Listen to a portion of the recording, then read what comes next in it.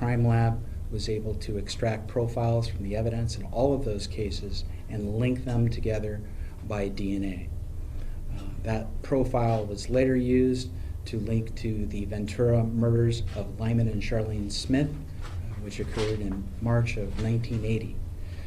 Subsequent to that, we found through the method of operation and through DNA that the serial killer is also linked to 2 double homicides in Goleta, another double homicide linked by other evidence in Sacramento occurring in February of 1978.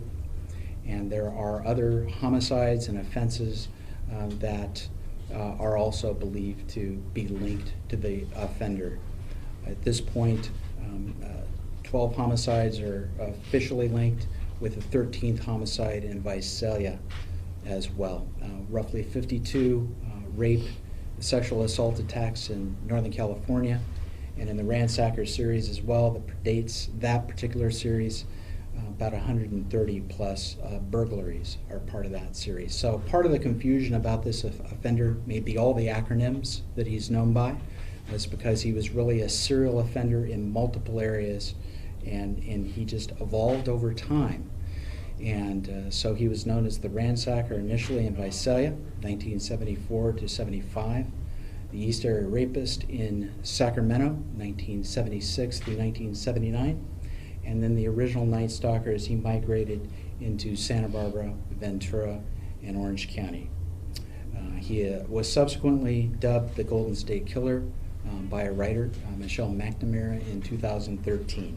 So hence, this is the reason why we have all the acronyms for the offender.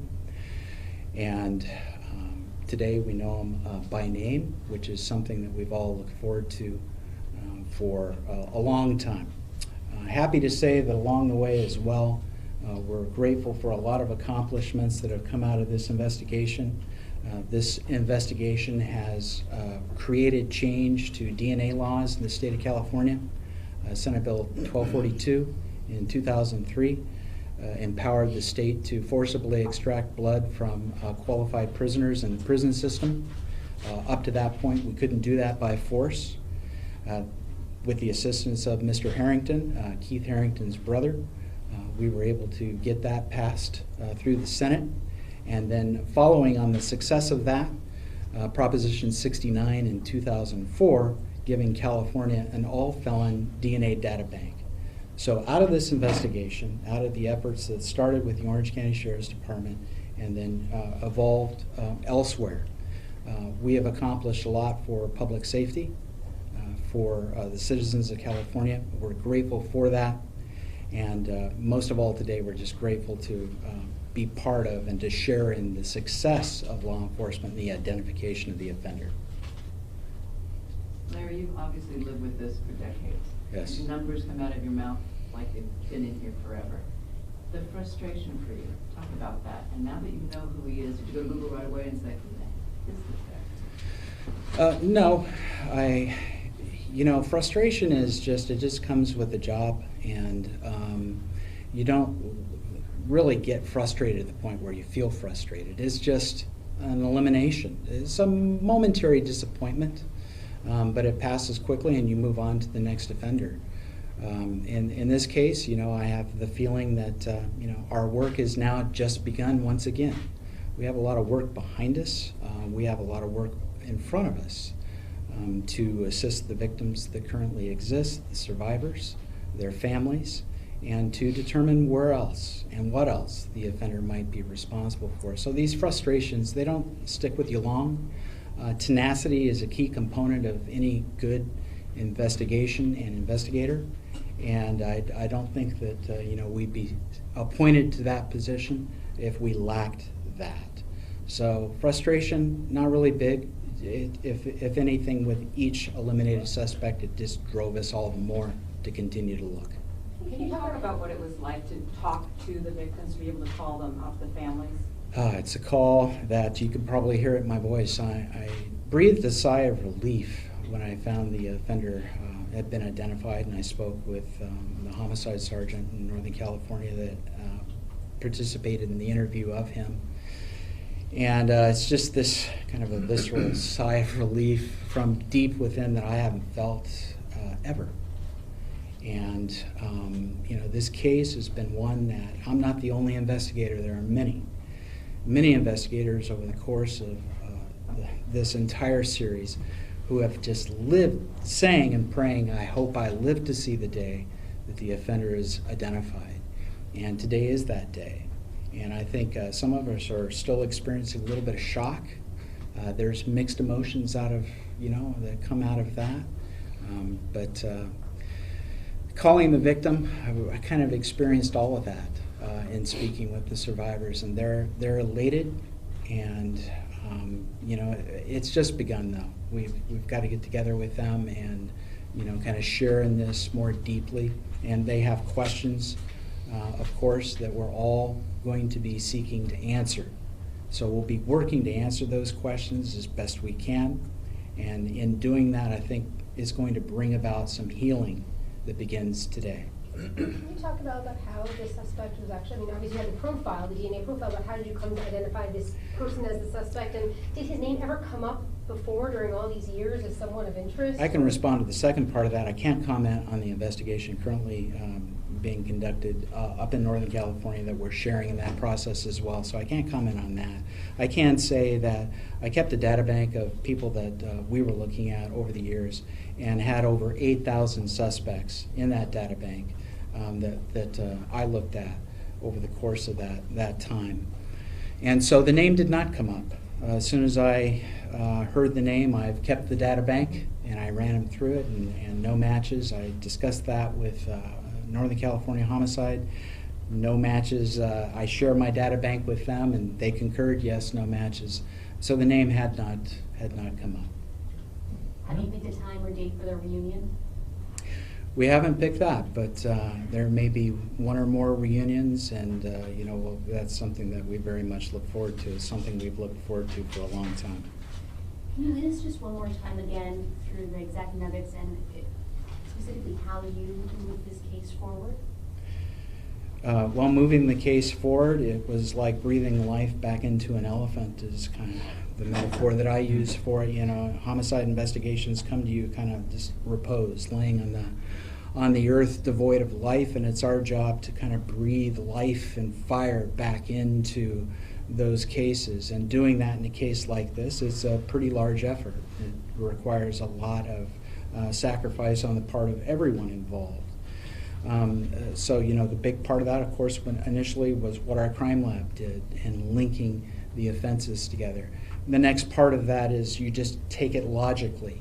Logically, what kind of offender do we have here? We know that the offender is a burglar. We know that he probably engages in robbery while he's in the scene. He's a sex offender. He's a rapist. He's probably a sex offender beyond being a rapist. He engages in false imprisonment. He's very adept at entering homes that are secured by force or, of course, not secured. And he's a terrorist. He employs terror in the commission of his offenses. So I began just simply by looking for people with that kind of a profile. It's a pretty logical place to start. But beyond that, I looked at serious and high-risk sex offenders in all the counties that we had linked offenses to. I studied people who were deceased after the last known murder in the series in May of 1986, May 5th of 1986. And began with, we knew that he was a white male based on his behavior, and so we started to look for white males deceased after that time. We started with people that had killed themselves and worked our way down to people that had died of natural causes. I looked at death reports from Santa Barbara County, Ventura County, Orange County, and I even thought, well, the logical progression is to look south into San Diego County as well. Studied VICAP, I met with the FBI, spoke with the profilers there. We ran this through all of his behaviors that were known to us at that time through their profilers. I had discussions with all the people that were doing the profile circuits at that time as well, and discussed, hey, you know of an offender like this?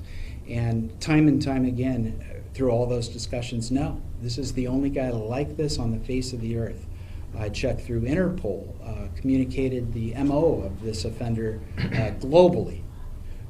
So there were a lot of, I could go on for a considerable amount of time, more than anyone has here, talking about all the things that we did to look at offenders. And it was just a variety of studies over the years. One question. So you started the database of about 8,000 people, and then towards the end, before you left, you narrowed it down No, we started with one. So part of what you do in an investigation like this, or at least I think you do, is you look at who's been looked at, especially when you know that you have an offense linked to another offense. I think it's important to go back and to examine every page of the report. Look at people who were involved in the investigation, look at people who are identified, family members. Neighborhood canvases can often give you information as to who was in the neighborhood at the time, who was spoken to. So I went back for all of those people that were ever spoken to, if they were a paramedic that showed up to a scene, a pizza delivery person that delivered pizza in the neighborhood during the investigation or earlier, and then ran out their criminal history, looked at what they had been up to at that time for the past 18 years. So upon the time you left, you Yes, had 8,000 people. the data bank of people that we looked at over that time grew from one person to over 8,000 people. When did you first connect them to the Irvine killings? The Irvine killings were connected by the Orange County Crime Lab, so it wasn't a connection that I did necessarily. This was a DNA connection made by our lab. That occurred. The DNA extraction and profiling occurred in '96. The connections to the other offenses were in '96, '97, and into '98. Do you think he ever lived in Orange County, or? That's a possibility. Of course, now that we have the offender identified, we'll certainly be looking at his history throughout his life. A study in him as a person and his travels, where he's been, and of course what he's been up to and all the places that he's been to. It could be that he traveled through here. It could be that he lived here. It could be that he had family or other connections to the area that brought him here. Earlier you mentioned the confusion about all the acronyms associated with him. Could you go over them again with the years associated? Sure. He was known as the Ransacker. That series began essentially in April of '74 through December of 1975 in Visalia, California. He then became the East Area Rapist, otherwise known as the EAR, in Sacramento and Contra Costa counties, June of 1976 through around July of 1979. And then as he became a killer, and he was a killer, let me just add that he did kill prior to the actual beginning of his migration south. We do have a double homicide in Sacramento, Brian and Katie Maggiore, and the killing of Claude Snelling in Visalia in 1975. The Maggiores were killed in February of 1978. Golden State Killer, he was originally known as the original Night Stalker. I called him that because in Goleta, Santa Barbara County Sheriff actually called him the Night Stalker, and that was before Richard Ramirez existed. That series was from October of 1979. He actually emerged there in around September of '79 and continued through May of 1986. So that's the original Night Stalker, ONS, and he's now known or referred to commonly as the Golden State Killer, or GSK. So Larry, we have to run out to make sure we get you on air, but if we have any follow-up questions, could we have your cell just to shoot you a text message? Actually, you can go through me. Thank you. I know that during the investigation, there's been speculation, given that the crimes appeared to have abruptly stopped after the last Irvine killing, that the individual could have been somebody who died or been incarcerated or incapacitated of some kind. Were you at all surprised to learn that the suspect had apparently settled down in the Sacramento suburban area? No. And here's why. My belief about the offender, I didn't allow my personal beliefs to ever affect the investigation. Initially, I thought he has a dark period. He has a time where he's seemingly silent. We might link more to him at some other point in time, but from July of 1981 to May of 1986, we have a 4-year, roughly 9-month period of time where we don't have any connections. Logical conclusion, he's in prison. At that time in the 70s, you didn't go to prison first time on a rape case for 4 years, 9 months. Usually it was a second, third offense. So I looked for people with a pattern who were in prison during that time period and then who were paroled prior to May of 1986. That was another study. So belief that he was in prison, more predominant with me at that time. A belief that the DNA data bank had to grow, which it did in 1998 until the current time. So hence the push to get DNA laws changed. Now that the DNA has become what it's become and it can always be improved, we've got more to do to improve the conditions of how we administer law in the state of California. But certainly, you know, at that point in time, the DNA data bank had to grow. As it grew, then my belief that he was in prison diminished. So, you know, the feeling that I was left with in recent years was that he is 50-50. He's either dead or alive. It doesn't matter either way. And oftentimes I would hear things like, oh, he's dead, as though that somehow dismissed our efforts to continue to identify him, and it did not. We continued to pursue him, dead or alive. That was our objective, was to identify the offender. If you had a chance to speak with him, is there a number one question for you? Difficult for a number one question, because I have so many. And it would really be, hopefully, just a conversation. And sometimes your number one question unfolds from the interaction that you're having as you sit down. So I've never tried to think about that too much, because it's probably going to change. It's very dynamic. Is there anything you still don't know that you want to know? A lot. And we aim to learn, to answer questions still that exist.